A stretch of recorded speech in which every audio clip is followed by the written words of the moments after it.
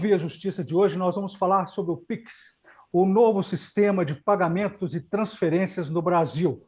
Em pauta, os golpes no Pix e os cuidados contra a ação de criminosos. Nossos convidados, o juiz Amaury Silva, da 6ª Vara Civil de Governador Valadares, e a gerente de Inovação e Tecnologia da FEBRABAN, a Federação Brasileira de Bancos, Carolina Sansão. Numa parceria da TV Assembleia com a MAGES, Associação dos Magistrados Mineiros, o Via Justiça está começando. Eu começo com a pergunta para o senhor, doutor Amaury. A imprensa ela vem noticiando com frequência pessoas sendo enganadas com golpes no Pix. Como que o senhor vê isso? Todo cuidado é pouco?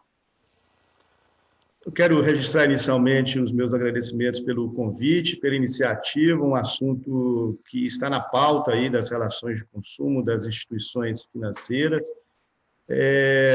Marshall McLuhan, há décadas, já dizia, como guru da aldeia global, que os meios de comunicação seriam extensões do homem, né? Então, nós estamos vivendo essa realidade, mas, em contrapartida, no que significa de proveito e de vantagem com relação à celeridade e segurança das operações, a gente tem um lado negro da história que, infelizmente, é o conjunto de golpes que são aplicados em detrimento das instituições, do Estado e dos próprios usuários do sistema. Então, é muito pertinente que estejamos sempre alertas no sentido de compreendermos mais as funcionalidades do PIX, para evitar que o sistema seja mal interpretado e mal utilizado. Doutora Carolina, o que é o Pix? Quais são as suas funcionalidades? Eu pergunto, o Pix é seguro? Pode apresentar falhas? Bom, vamos lá. Também agradeço o convite de participar aqui com vocês.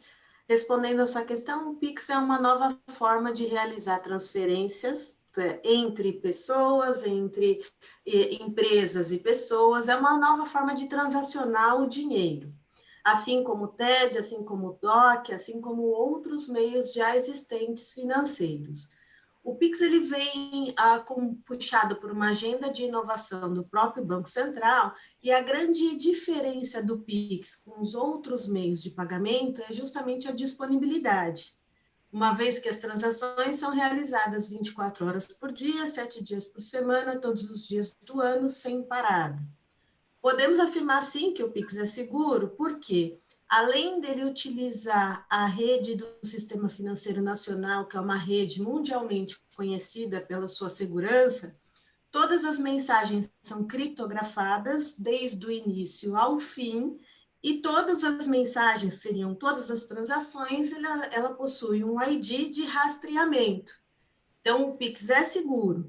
E coloco que ele também é seguro, porque como ele é um novo meio de pagamento, mas ele não é um novo aplicativo financeiro, ele não é um novo website de transações, não, ela é uma nova forma de realizar essas transações financeiras, ela já está dentro dos aplicativos atuais dos bancos, que já possuem toda a segurança, todo o opt-in, toda a entrada, o login das pessoas, dos clientes dentro dos seus bancos. O Pix é só mais uma forma que também pega toda essa parte de segurança já existentes nos aplicativos ou nos web bankings. Mas, doutora Amaury, por que as pessoas caem nesses golpes? Inicialmente, eu reputo que é uma falta de educação digital a respeito, né, dessas novas ferramentas. A doutora Carolina sinaliza aí no sentido de que o sistema é seguro, mas existem registros de falhas no que diz respeito aos sistemas dos próprios bancos e também dessa articulação de engenharia social, de golpes, de fraudes a partir de terceiras pessoas.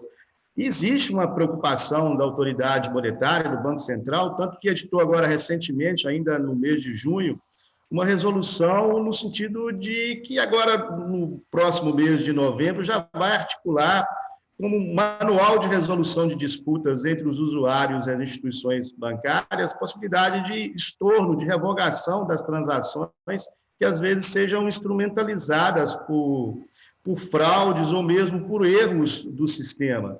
Então, a gente acredita, crê na seguridade do sistema, mas existe toda uma ambientação fraudulenta no sentido exatamente de levar vantagem, né? Eu não diria nem que seja essa uma característica do Brasil, é uma característica da humanidade, né? Pessoas que atuam à margem da lei e vem sendo realizados esforços no sentido de que isso possa ser afastado ou pelo menos controlado. Gostaria Posso de comentar complementar? gostaria Isso. sobre isso. Recentemente, acredito que no mês anterior, o Banco Central realizou até uma campanha que o Pix é novo, mas os golpes não são. Então, na verdade, toda essa parte de que a gente fala de fraudes, de tentativa de golpes, seja via engenharia social, seja o golpe falso do motoboy, seja outros golpes, eles já são conhecidos. É um problema diferente de um meio de transação de recursos financeiros. Então, o que a gente tem que fazer? Eu também acredito com a doutora Mauri que o problema é você sempre realizar a educação, bater na mesma tecla com os seus clientes, deixar isso de uma forma clara, não clique em link, não faça isso, não faça aquilo, porque as campanhas de conscientização são importantes, porque o Pix é novo, os golpes não, e cada vez mais os nossos criminosos, a gente pode colocar assim, que são tão criativos, que acabam sempre desenvolvendo novas formas de tentativas de golpe, mas não necessariamente é uma falha sistêmica, não necessariamente é um problema num aplicativo de um banco isolado, e sim um golpe ocorrido na qual a pessoa passa alguma informação e o bandido consegue, na sua agilidade e na sua concepção do golpe, efetivar qualquer tipo de transação, qualquer tipo de recolhimento de cartão, independente do meio de pagamento. Então, eu acredito que, como o Banco Central colocou, realmente os golpes sempre estiveram aí. É óbvio que com a pandemia eles acabam criando diferentes tipos de golpe, mas não é um problema isolado do Pix. Eu acho que é um problema do Brasil como um todo. Com a pandemia aumentaram, então, esses golpes no Pix? Aumentaram, não no Pix em geral, aumentaram as tentativas de golpes e, se a gente falar no mercado financeiro, a gente tem aquele golpe do falso motoboy que liga para você dizendo que é uma central de atendimento, na qual o seu cartão foi clonado e o banco vai mandar um motoboy na sua casa para retirar, mas o atendente pede para você confirmar sua senha. As pessoas caem, porque elas acham que elas sofreram um golpe, elas falam a senha por telefone, eles mandam um motoboy na casa da pessoa, porque possuem todos os dados daquela pessoa, para retirar o cartão. Com o cartão e com a senha, até a pessoa descobrir que ela deu a senha, deu o cartão e que os criminosos estão realizando compras em nome daquela pessoa, já passou um tempo. Porque elas acreditaram que aquela pessoa que ligou informando que desse golpe, que o cartão foi clonado, elas acreditam que o banco automaticamente cancelou o cartão, porque o banco está protegendo. E, na verdade, o banco não manda a motoboy retirar. Então, são campanhas de conscientização que você repete sempre a mesma coisa. O banco não te liga para pedir informações como sua senha, informações sensíveis para o cidadão. Ele não encaminha um motoboy até a sua casa para retirar cartões de crédito. E esse golpe é independente do Pix. É um golpe que vem sendo praticado na pandemia, já é também anterior à pandemia, mas na pandemia está sendo utilizado bastante. Então, os criminosos aproveitam dessa boa-fé dos cidadãos para poder aplicar. Esse golpe do motoboy foi só um exemplo. Tem a central falsa, que a liga como se fosse do banco, solicita para a pessoa, olha, se você não, por segurança, retorne a ligação para a gente, a própria pessoa desliga e do celular que ela recebeu a ligação, ela faz e a ligação é interceptada de novo. Fala, olha, tá vendo? Eu falei que eu sou da central de atendimento, pede todas as informações para o cliente e o cliente passa. Então, na dúvida, não passe, ligue para o seu gerente, busque os seus canais de atendimento para que não caia nesse tipo de golpe.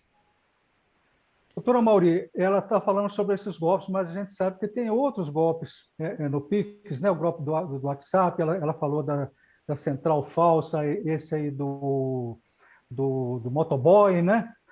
Quais são os outros golpes que podem acontecer? O que está muito em voga, que é muito perceptível, é o chamado bug do Pix, né? Há um aliciamento do usuário no sentido de que existe um ponto de falha ou de precariedade, vulnerabilidade do sistema do Pix e se promete àquele usuário de que se vai conseguir furar o bloqueio da chave e da senha e, a partir disso, conseguir reproduzir a vantagem financeira por alguma operação, alguma transação bancária.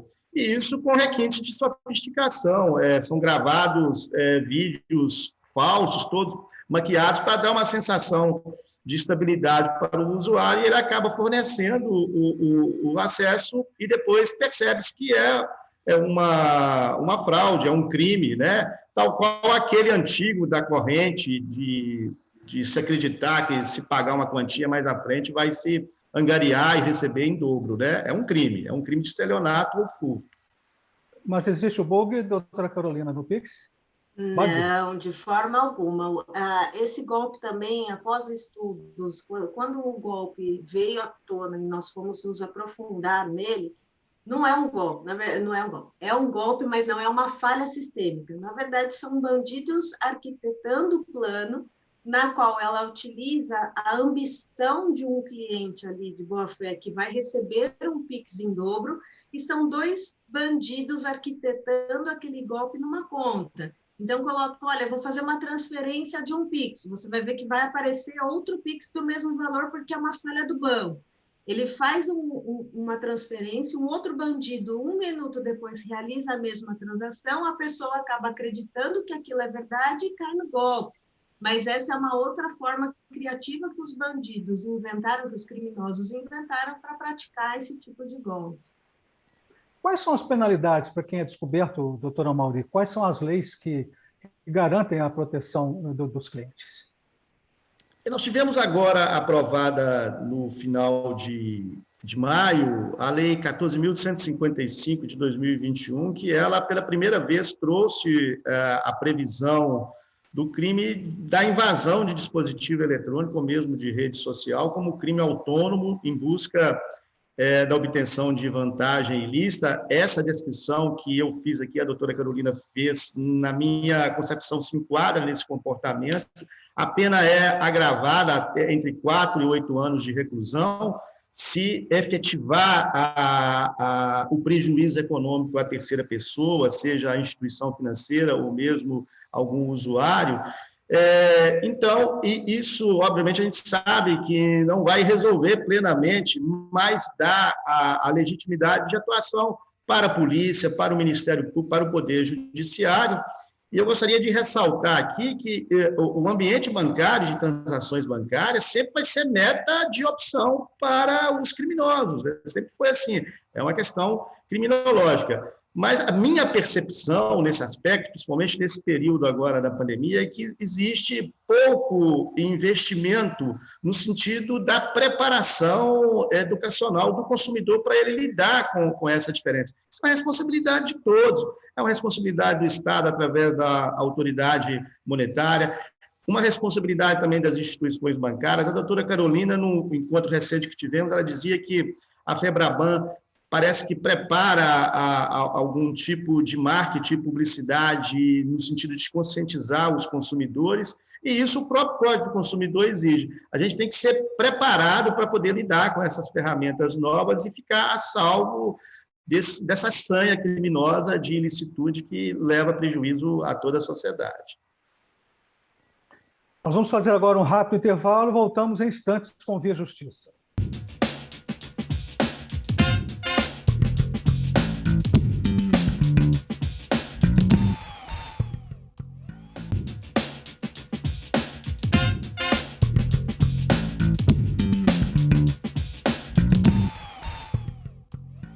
Estamos de volta com Via Justiça, hoje com o tema Os golpes no Pix.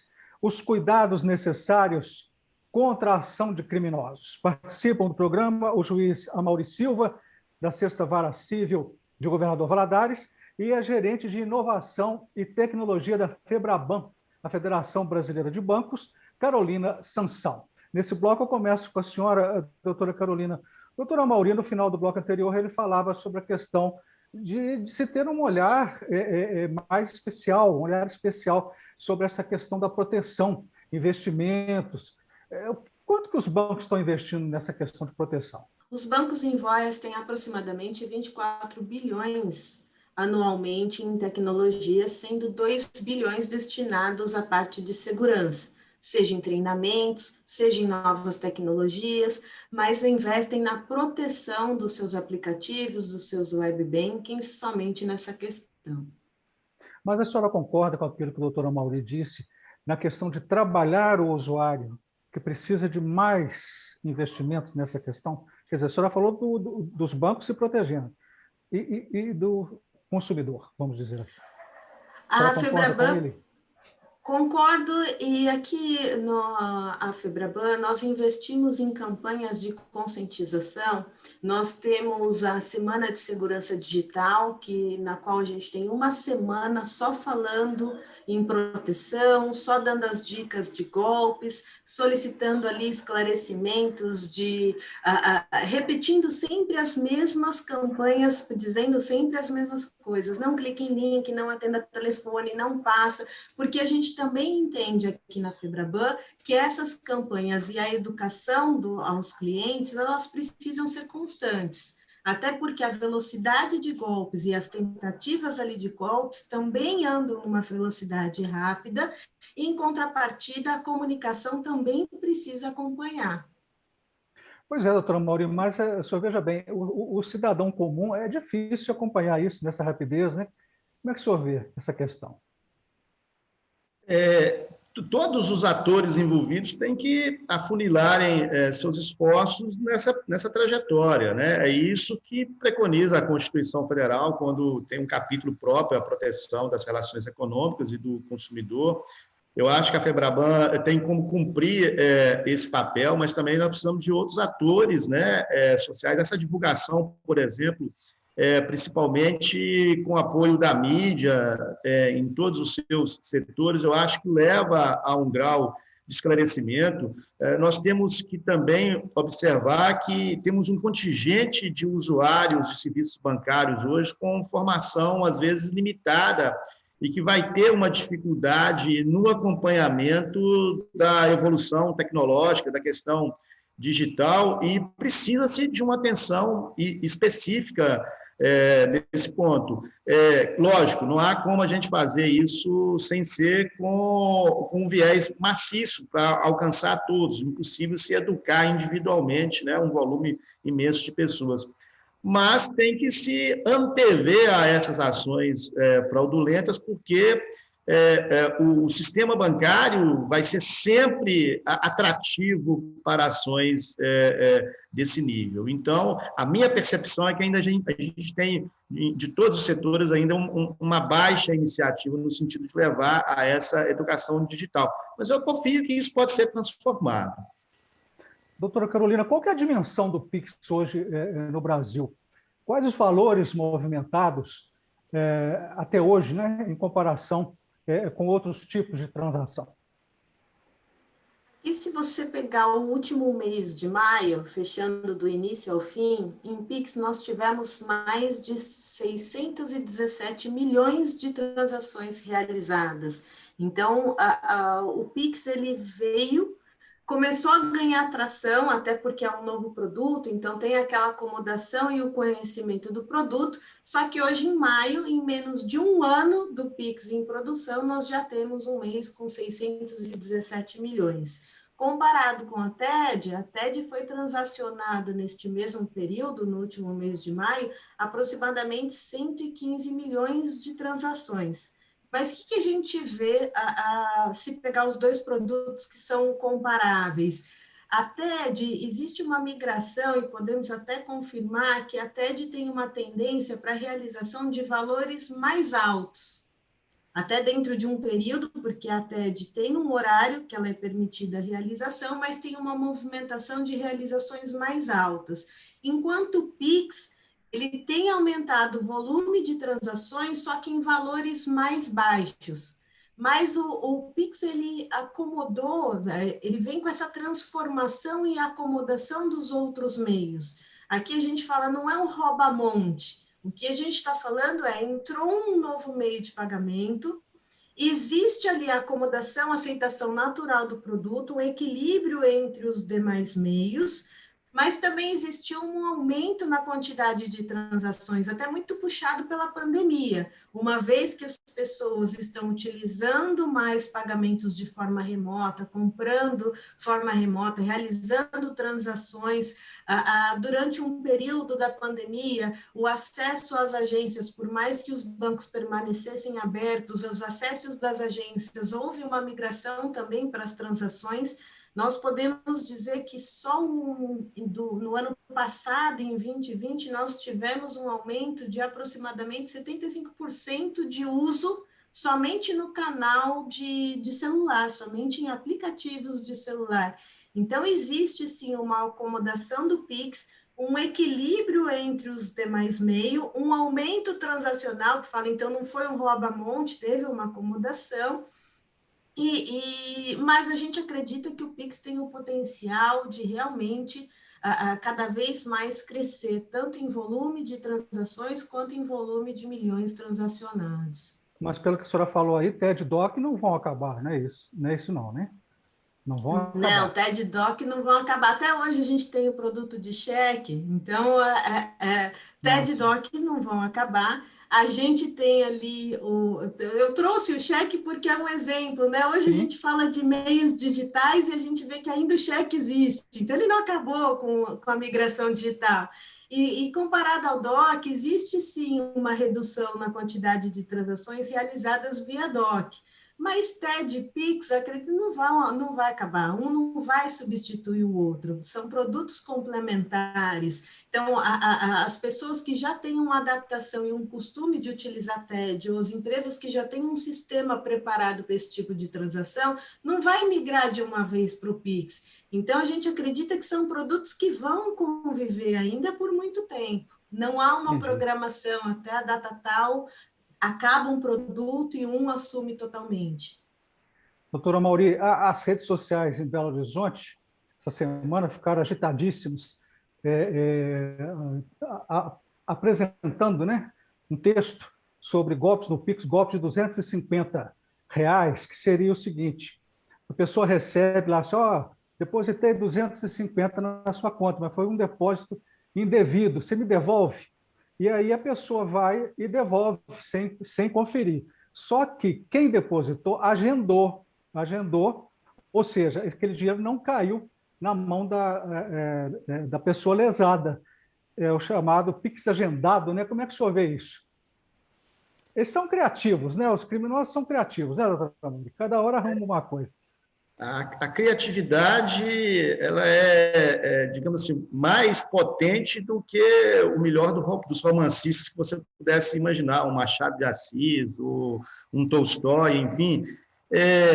Mas a gente volta a frisar que isso que emerge da mente maliciosa. A gente não pode culpar o sistema pura e simplesmente por isso. Vou te dar um exemplo aqui, Carlos, doutora Carolina, que é bem ilustrativo disso. A gente ainda enfrenta na justiça, principalmente, é muito comum em execução de alimentos, que as pessoas apresentem aquele recibo do depósito em envelope de dinheiro como se quisesse pagar uma pensão alimentícia em atraso para evitar a prisão. Eu faço mais ou menos esse comparativo, né?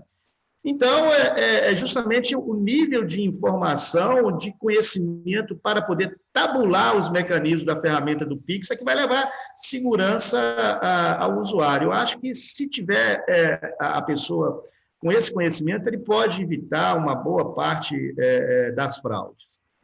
Doutora Carolina, pela Febraban, gostaria que a senhora esclarecesse essa questão do golpe do Pix agendado. Então, circulou, né, recentemente, né, via grupos de mensagens esse novo golpe do Pix agendado, mas como funciona a funcionalidade do Pix agendado, até para esclarecer que isso realmente se trata numa tentativa, possivelmente fraude, golpe e etc. O Pix agendado, algumas instituições já têm essa possibilidade de você realizar um agendamento do Pix dentro do seu aplicativo, dentro do seu canal eletrônico. Só que como que funciona? Aquele banco segura o agendamento e somente no dia que você agendou, ele realiza uma transação via Pix. Então, a pessoa que, teoricamente, irá receber esse Pix agendado, não tem a visão de que ele vai receber, porque isso fica entre o cliente que vai realizar a transação e o banco dele.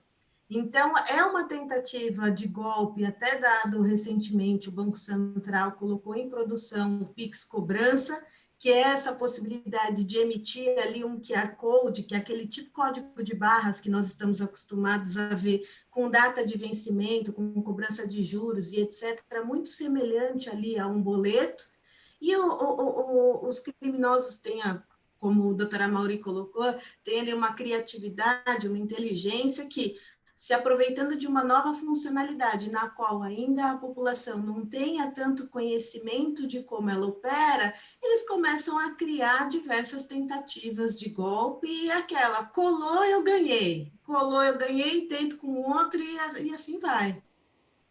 Nós estamos chegando ao final do programa, para as considerações finais. O senhor, doutora Mauri. Olha, primeiro, a gente tem que, né, ovacionar as inovações tecnológicas, ver com cautela, né, mas pensar que esse é um caminho irreversível no sentido de melhorar todo o sistema.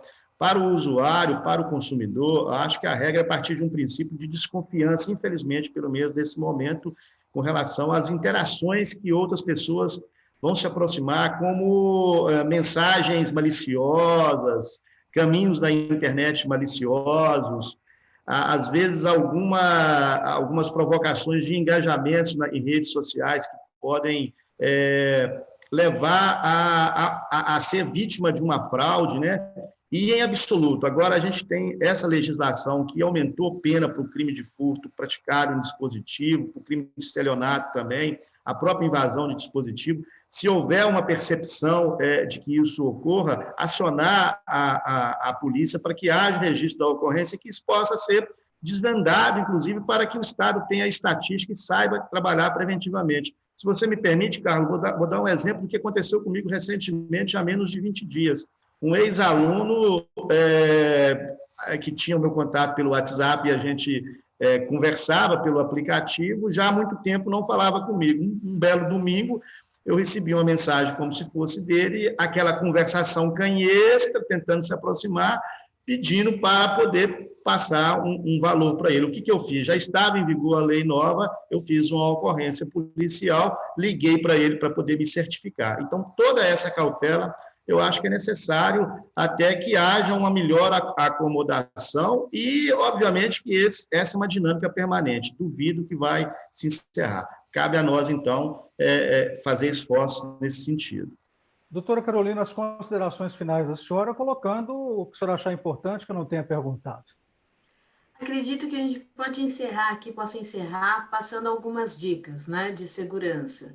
Ou seja, algum WhatsApp que você receba de algum pedido de ajuda financeira, seja de família, seja de conhecidos ali, antes de transferir qualquer informação, passa a mão no telefone, tenta ligar para a pessoa, entender o que está acontecendo, ver se realmente a pessoa é a que está precisando de dinheiro, até porque as pessoas, quando necessitam de algum suporte, elas vão buscar conversa. Então, é uma dica importante. Não transfira de vez, liga, bate um papo, entenda o que está acontecendo, porque muitas vezes, diria ali, quase 100% das vezes, é um bandido ali tentando subtrair qualquer valor da sua conta.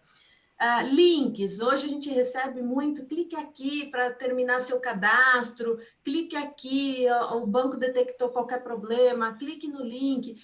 Não clique em links suspeitos. Não clique, não passe informações. O banco não te liga para pedir sua senha. ele não manda um complemento de cadastro, clique no link, passe esse complemento. Então, é atenção.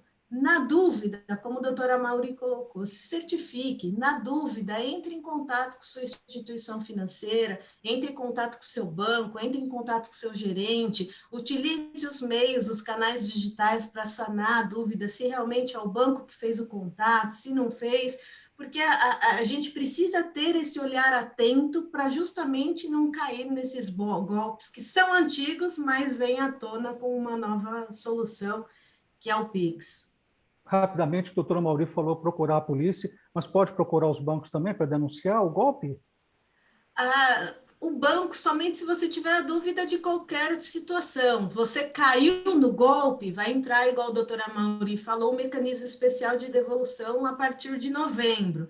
Nesse momento, caiu num golpe, realmente procure a polícia, faça assim, o seu boletim de ocorrência, a sua denúncia, e entre em contato com o banco, que já é pelos canais de contestações que os clientes já conhecem, para solicitar ali, olha, caí nesse golpe, fizeram transação, pegaram meu cartão, sofri um sequestro, seja lá o problema da segurança pública ali enfrentada pelo cliente. Mas entre em contato com o gerente se você tiver em dúvida, recebi aqui um link de cadastro, fiz é verdade, não é? Ligaram aqui do banco pedindo informação, então busque a confirmação nos canais oficiais que os bancos disponibilizam aos seus clientes. Eu gostaria também de complementar sobre a possibilidade que o consumidor tem de apresentar eventual reclamação com relação ao serviço junto ao PROCON e até mesmo perante o site do Banco Central na internet com relação a algum fato que ele entenda que tenha lesado o direito dele para ser avaliado perante esses mecanismos de proteção ao usuário. Muito obrigado ao senhor, muito obrigado à senhora pelas participações.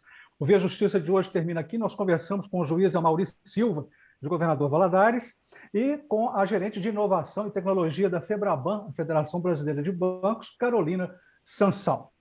O Via Justiça é uma parceria da TV Assembleia com a MAGES, Associação dos Magistrados Mineiros. Converse com a gente pelo e-mail viajustiça@mages.com.br e siga-nos pelas redes sociais da MAGES. Muito obrigado por sua audiência. Até o nosso próximo encontro.